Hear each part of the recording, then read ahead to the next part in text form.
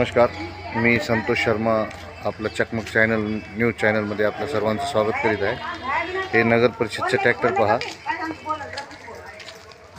हे ओला कचरा बाहेर टाकतो। त्याची ट्रॉलीची दुरावस्था पहा, ही ट्रॉली आहे, त्याची ट्रॉलीची दुरावस्था पहा। त्यांच्या कर्मचाऱ्यांना विचारलं असतं त्यांनी काय स्टेटमेंट दिले, त्यांच्या तोंडानं ऐका स्वतः।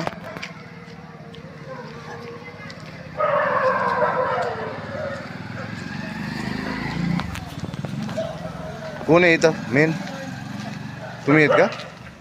हे काय तुमच्या ट्रॉलीची दुरावस्था कसं काय? हे भरायचं तर कसं भरावं, याच्यामध्ये सगळं तुटलंय ना, कसं भरावं याच्यात? याचं काय कारण काय आहे? किती दिवसापासून असा त्रास होतोय तुम्हाला? ते ड्रायव्हर किती दिवसापासून त्रास आहे तुम्हाला? लय दिवसापासून त्रास आहे, पण ते ऐकत ना आम्ही लय हे कोणाच्या हातात आहे सर्व काही?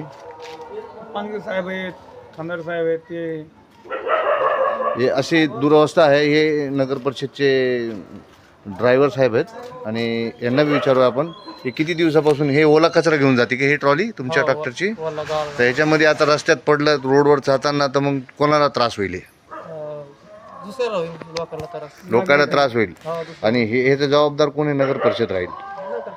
बस हीच आम्हाला हे सांगणं आहे की आता ह्याच्यानंतर नगर परिषद, माननीय नगर परिषद साहेबांच्या अधिकाऱ्यांना ही विनंती आहे की हे नगर परिषदचे जे ट्रॉली आहे हे चांगली करून देण्यात यावी आणि असा त्रास कोणाला झाला नाही पाहिजे, ही विनंती आहे। भैया पुढे त्यांना सांगा, भैया त्यांना सांगा, तुमचे कोण ऑफिसर आहेत त्यांना सांगा हे ट्रॉलीची अशी दुरावस्था।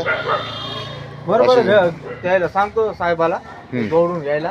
हां, आता हे कचरा हे भरून घेऊत आपण टाकीमध्ये, हां, एल्डिंग वगैरे मारावं लागेल, साहेबाला बोलूत आम्ही। हां, तर मला असं वाटतं की लोकांना त्रास झाला नाही पाहिजे। नाही आणि नगर परिषद ही स्वच्छताचं मेन केंद्र आहे आणि त्यांच्याकडून स्वच्छता हीच जे परतूरचे लोक आहेत, परतूरची पब्लिक आहे, त्यांना चांगली आहे।